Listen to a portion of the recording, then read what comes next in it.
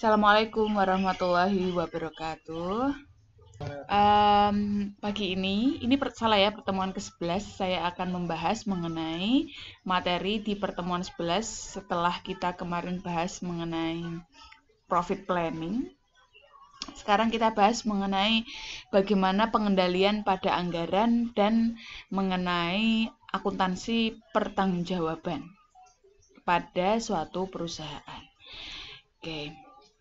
Nah, di sini ada 8 tujuan pembelajaran yang nanti kita punya, dari mulai konsep ya, tata cara pembuatannya sampai pada pengukurannya, baik secara finansial yaitu menggunakan return on investment dan juga menggunakan non finansial yang diperkenalkan dengan balance scorecard. Nah, ini di bab 22, tapi saya akan tambahkan sebagian di bab 23 yaitu mengenai balance scorecard. Nah, oke, yang pertama yaitu konsep pengendalian anggaran. Kemarin kan kita udah belajar ya mengenai bagaimana menyusun suatu anggaran.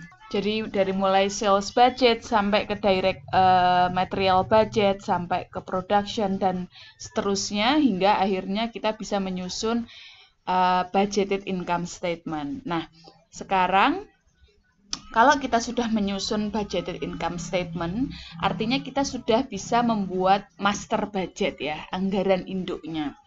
Nah, sekarang yang kita bahas di bab ini sebenarnya adalah rincian dari master budget.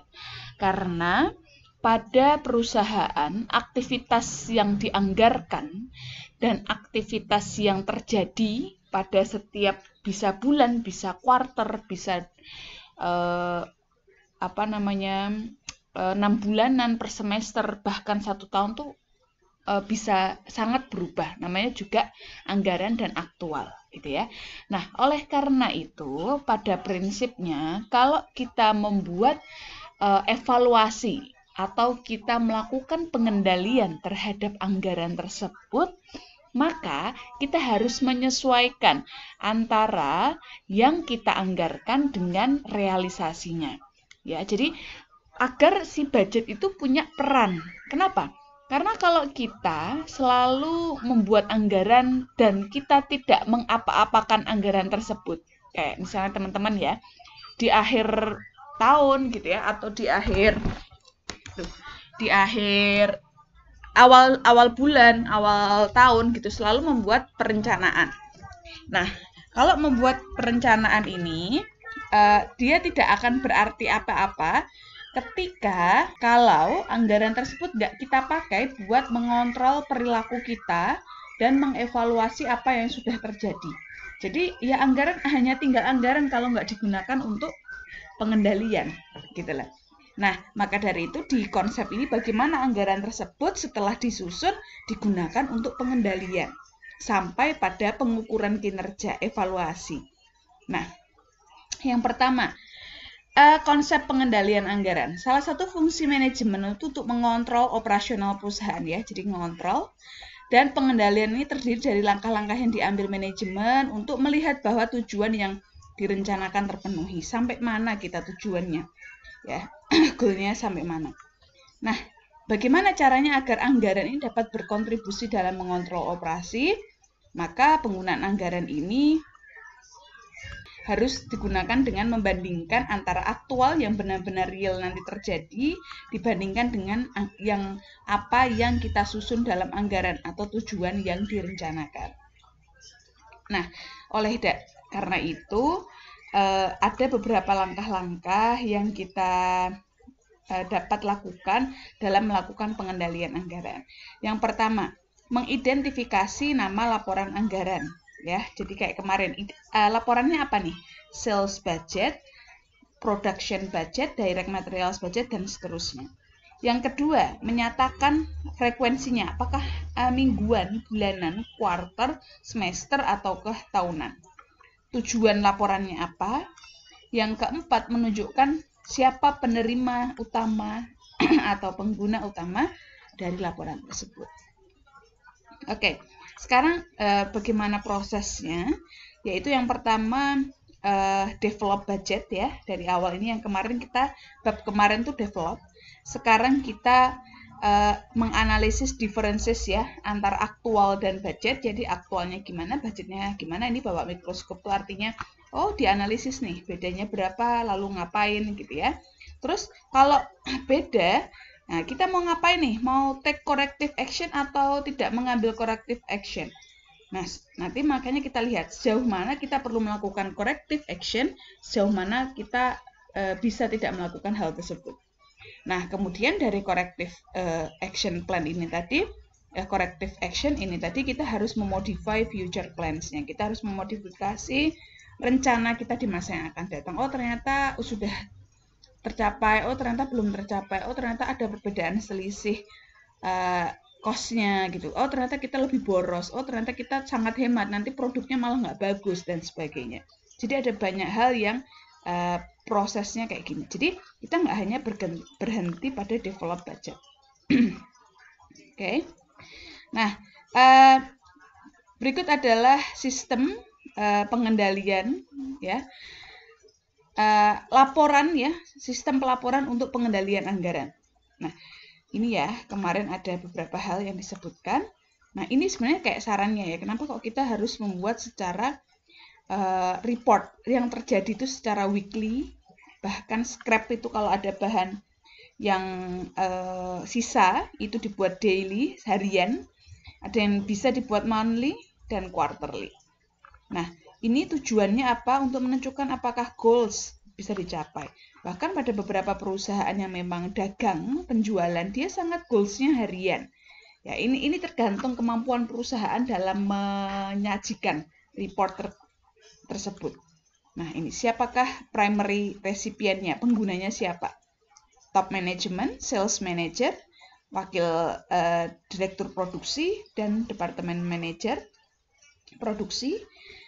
Oke, manajer produksi, kemudian production manager dan seterusnya. Gitu ya. Jadi kita harus tahu dulu proses konsep pengendalian anggaran itu seperti apa. Baik, kita sudah paham konsep pengendalian anggaran, sekarang kita mengevaluasi kegunaan laporan anggaran yang statis ya. Statis ini kayak kita anggaran itu kayak yang kita buat di ini di bab kemarin. Jadi kita menentukan satu level aktivitas ya. Level aktivitas ini apa? Level aktivitas itu kemarin. Oh, kita salesnya kuartal 1 10.000, kuartal 2 12.000, kuartal 3 10.000, kuartal 4 13.000 misalkan. Itu satu level aktivitas. Ya, asumsinya satu. Itu adalah anggaran statis. Oke, jadi nanti kita membandingkannya first quarter, ini second quarter misalnya. Ini secara dolarnya. Oke, nah ini ada perbandingan aktualnya. Ini budget, ini aktual. Jadi kita cuman kalau pakai anggaran statis ya, yang tetap ya, kita nggak mempertimbangkan berapa kuantitas dan harga per unit yang terjual atau yang kita produksi, tapi kita membandingkannya kalau dalam hal sales, membandingkannya adalah hanya dolarnya aja. Kita udah dapat berapa. Oke, nah selisihnya 1.000, yang second quarter selisihnya 10.500. Oke, gitu ya. Nah, ini adalah anggaran statis untuk di kuartal pertama, yang ini kuartal kedua. Kuartal pertama, dia favorable itu menguntungkan, unfavorable itu tidak menguntungkan.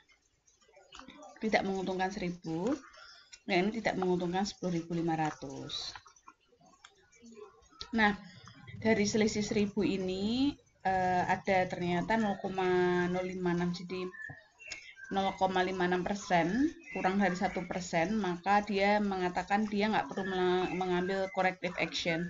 Tapi kalau ini dia ternyata 5% kira-kira dari penjualan, maka manajemen memutuskan untuk melakukan penyelidikan, jadi mengambil corrective actionnya. Jadi artinya apa? Bahwa selisih tersebut tidak langsung dianalisis ya, tapi dicari dulu. Dan nggak selalu yang unfavorable yang kita selidiki, tapi bisa yang favorable, yang lebih pun juga harus kita selidiki sesuai dengan tingkat ya besaran dan materialitas tertentu. Oke, terima kasih. kita lanjut ke LO yang ketiga, yaitu setelah statis itu ada namanya flexible budget. Nah, flexible budget ini kebalikannya dari statis ya. Jadi kalau fleksibel namanya juga fleksibel, kalau statis tetap tidak berubah. Kalau fleksibel ini berubah sesuai dengan aktivitas ya, atau unit atau level yang dicapai pada aktual. Jadi anggaran disesuaikan. Berapa yang seharusnya atau budgetednya akan disesuaikan dengan level aktualnya. Jadi kita nggak cuma melihat dari sisi dolarnya aja, tapi dari sisi per unitnya. Nah ini ya, jadi per unit cost-nya berubah kayak gini ya. Jadi ngelihat pakai different level. Oke. Nah, ini maksudnya flexible budget tuh gini. Kalau yang sebelah kiri, ini tuh kita melihat fleksibel ini contohnya kayak gini. Misalkan ini kita melihat bahwa aktualnya tuh 12.000 kan ini. Nah, kalau ini statis, yang sebelah kiri ini statis. Jadi artinya kita punya anggaran 10.000 targetnya produksi. Oke, ini budget manufacturing. Nah, 10.000 ini ternyata aktualnya kita produksinya 12.000. Nah, tapi kalau menggunakan statis, ini kita cuma bandingin, oke, 12.000 indirectnya dikalikan, kalau indirect dilihat kenaikannya, kalau 12.000 utilitiesnya dicek, bla bla bla. Nah, kita membandingin dari ini. Nah, akan tetapi coba kita lihat, kalau kita bandinginnya kayak gini, seolah-olah kayak kita rugi banyak selisihnya, gitu loh. Nah, kan nggak balance ya, bandingin kok antara 10.000 sama 12.000. Jelas pasti berbeda. Nah, oleh karena itu, fleksibel ini harusnya kita menyesuaikan dari budgetnya.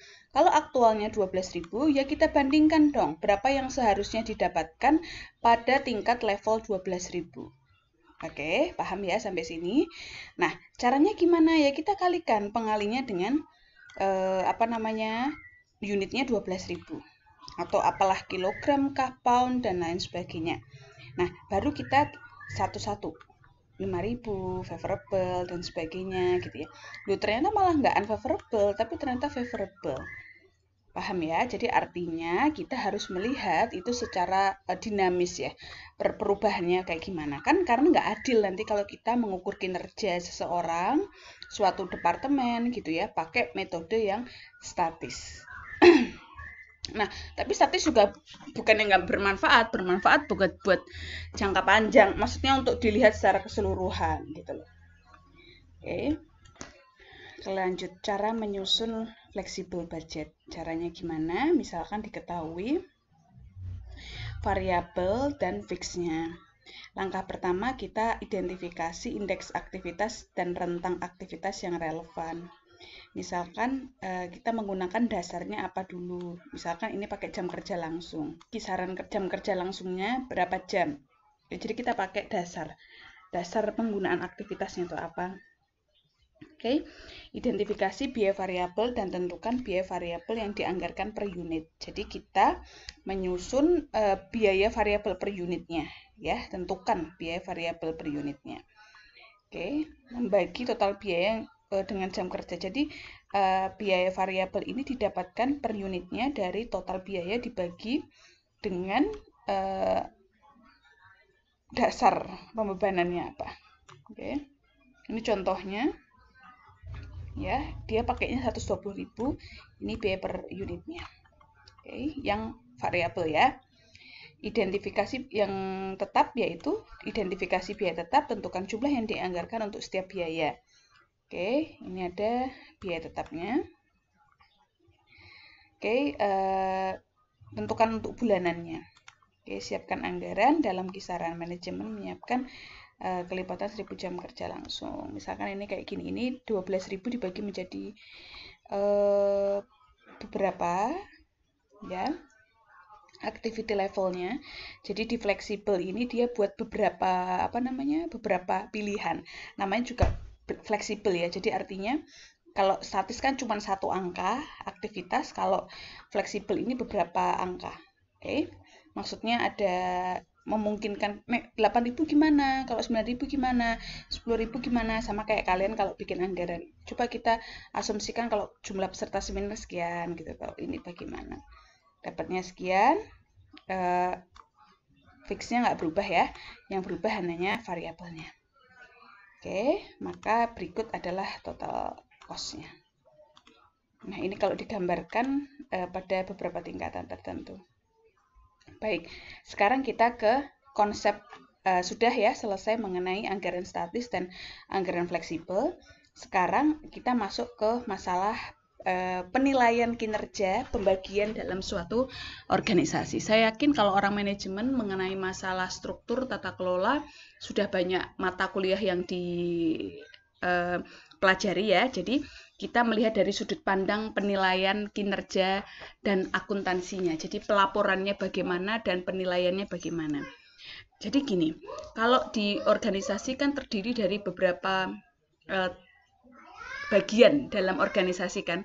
Jadi dibagi, misalkan ada ketua, divisi, ada punya divisi bisa dibagi lagi divisi lainnya, ada staff gitu ya. Itu bertingkat. Tujuannya apa? Tujuannya sebenarnya untuk memberikan wewenang pada bagian yang ada di bawahnya untuk pengambilan keputusan. Nah, itu kalau sistemnya kita desentralisasi. Jadi memberikan wewenang untuk pengambilan keputusan. Nah, pertanyaannya, kalau kita memberikan wewenang, lalu orang itu diukur pakai apa gitu ya? Orang itu diukur pakai apa? Apakah hanya profitnya? Karena ternyata dalam satu perusahaan tidak semua bagian dalam organisasi bisa diukur profitnya. Kadang-kadang ada kerjaannya cuma ngabisin duit. Kadang-kadang ada kerjaannya yang memang nyari duit. Ada divisi yang memang targetnya profit. Ada divisi yang memang tujuannya investasikan. Nah, jadi akuntansi pertanggungjawaban atau responsibility accounting itu maksudnya seperti itu. Jadi dia tanggung jawab secara akuntansinya bagaimana? Misalkan ini ada contoh gitu ya. Responsibility accounting gives manager responsibility for controllable cost each level of authority. Artinya kita harus tahu ya bahwa dia tuh tujuannya untuk menghemat pengeluaran gitu ya, atau dapat profit atau dan sebagainya. Oke, misalkan ini departemen manager. I'm responsible for controlling costs in my department. Okay, I'm responsible for controlling costs in my division, and then I'm responsible for controlling costs in company. Artinya ada departemen, division, dan presiden tuh sama-sama. Oke, jadi ada bagian yang kita lihat pertanggungjawabannya. Tadi ya paham desentralisasi dan sentralisasi nggak begitu saya bahas banyak.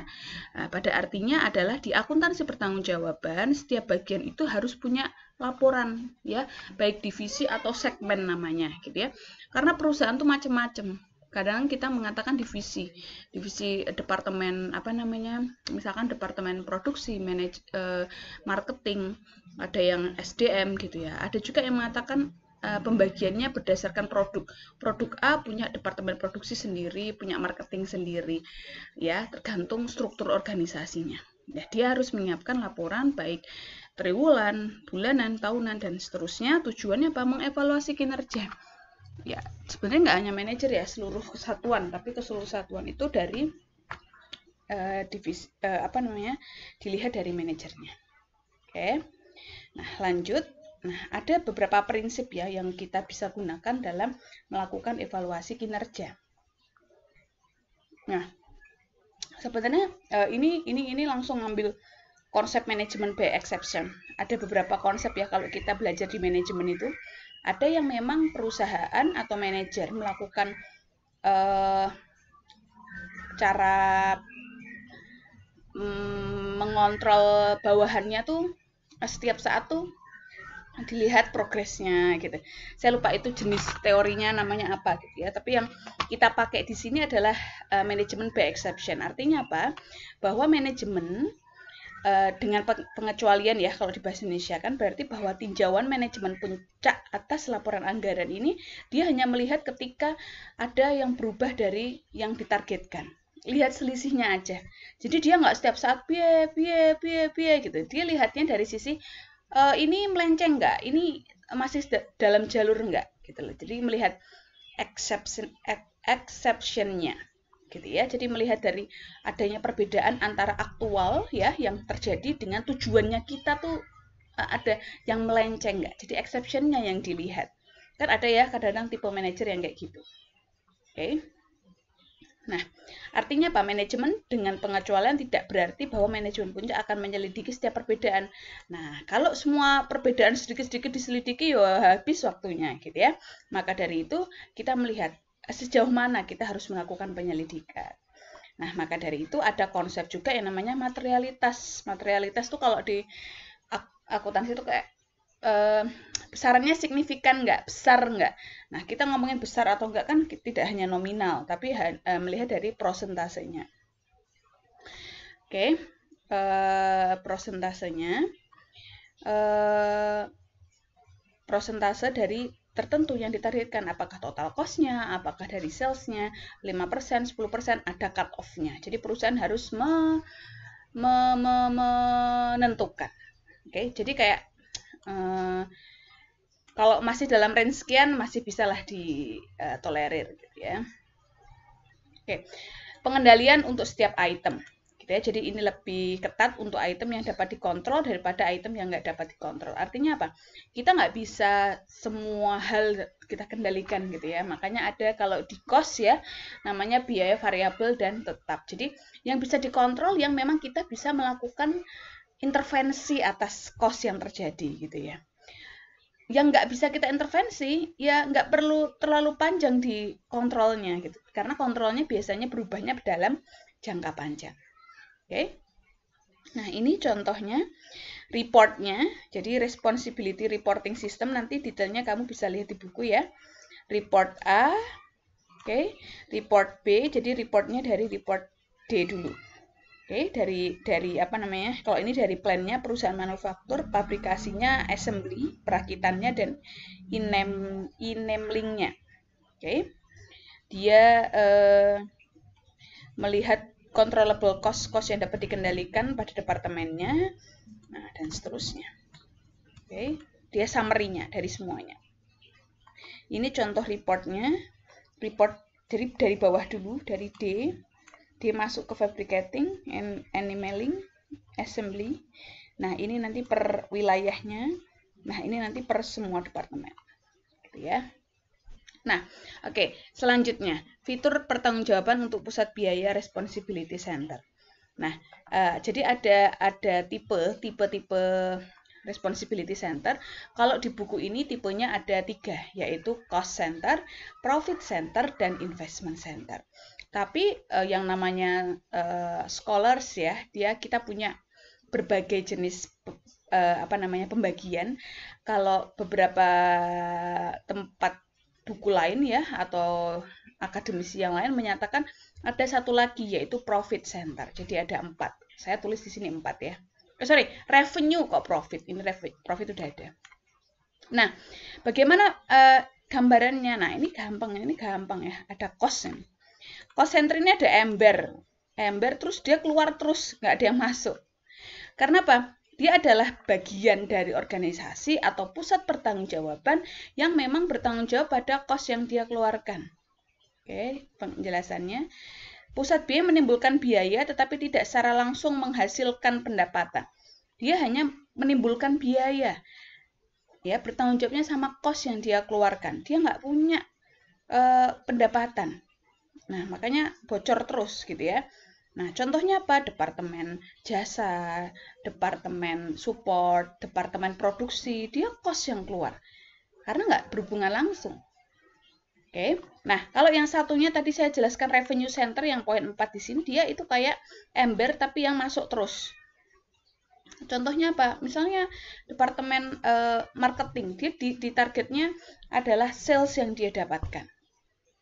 Ya, bertanggung jawabnya sama apa? Sama revenue yang dia dapatkan. Nah, bagaimana kalau profit center? Nah, ini adalah segmen atau departemen yang bertanggung jawab sama laba yang dihasilkan. Jadi ada dua hal, mau ada profit, ada revenue sama cost-nya. Nah, selisihnya berapa? Biasanya contohnya ini adalah cabang organisasi. Misalkan cabang itu adalah cabang organisasi itu misalkan BNI cabang di sini gitu ya, atau pabrik di cabang sini gitu ya. Bukan pabrik ya, jadi kantor cabang sini gitu, karena ada produksi, ada penjualannya. Oke, terakhir adalah investment center, yaitu pusat pertanggungjawaban yang bertanggung jawab sama dari profit yang dia dapatkan tadi, dia bertugas untuk menginvestasikan kembali. Oke, jadi berapakah sebenarnya profit sih, tapi profit bukan dari operasi, tapi dari investment. Oke, investment itu macam-macam. Oke. Nah, oke. Jadi seperti yang tadi kita bahas, dia punya laporan tanggung jawab untuk pusat laba, gitu ya. Tadi dibagi menjadi biaya yang langsung dan tidak langsung. Nah, sekarang yang terakhir adalah keputusan investasi. Yang diukur di investasi ini adalah return on investment. Ini udah banyak yang kalian tahu ya di manajemen, yaitu controllable margin 1000 dibagi rata-rata aset operasi. Nah, kalau di sini kita lihat sales dikurangi total cost, controllable margin dibagi sama rata-rata aset. Lihatnya di neraca ya, rata-rata aset ya. Oke. Jadi target ROI dan aktual ROI. Oke. Nah, itu dia terkait dengan pengukuran untuk keuangan. Pusat pertanggungjawaban untuk keuangan. Selanjutnya, pengukurannya menggunakan balance scorecard. Jadi balance scorecard ini balance scorecard BSC ya. Ini adalah Kaplan dan Norton tahun 2000-an ya. Yang mungkin udah dirintis dari 90-an 8 ya. Jadi ini kayak cara pengukuran kinerja, dia mengusulkan gitu ya. Yang pertama perlu kalian pahami dulu, kenapa kok di organisasi itu perlu diukur. Nah, sebenarnya pengukuran ini tujuannya untuk memotivasi ya. Karena seseorang ini, manusia tuh punya hakikat bahwa ketika diukur tuh akan mengubah perilakunya. Even itu punishment atau reward yang didapatkannya nanti. Sama kayak kalian. Kalau kalian nggak diukur, mungkin kalian akan bebas gitu ya. Diukur tuh apa misalnya? Oke, kita diukur kehadiran kalian. Diukur ketepatan waktu kalian. Diukur bagaimana kalian dalam mengerjakan tugas. Diukur kalian cara mengungkapkan pendapat. Diukur kalian cara berdiskusi. Diukur kalian cara memahami learning objective. Ada UTS, ada UAS, dan sebagainya. Nah, itu akan membentuk karakter kalian. Kalau kalian berjalan sesuai itu dengan tujuan. Nah, itu jadi kenapa kok ada pengukuran. Nah, kemudian itu tadi. Selama ini tuh pengukuran yang paling gampang tuh finansial. Karena jelas ongkone. Gitu ya. Nah, akan tetapi finansial ini punya kelemahan. Karena kalau kita mengukurnya finansial ini kita hanya menuju pada jangka pendek. Artinya sepenting sesok ROI-ku sekian. Sama kayak kalian. Kalau kalian tertuju pada nilai IPK gitu ya. Ya kalian cuma yang penting sesok nilaiku untuk semene gitu ya. Kamu nggak mau melakukan aktivitas lain yang bernilai tambah, yang itu menjadi trigger kalian untuk bisa menambah kemampuan. Paham ya? Jadi nilai atau kuantitatif itu punya pengukuran yang punya kelemahan karena kita fokus itu cuma ningkatin angka itu gitu loh. Nah, maka dari itu kita, Kaplan dan Norton ini memberikan suggestion. Oke, kita pengukurannya non finansial.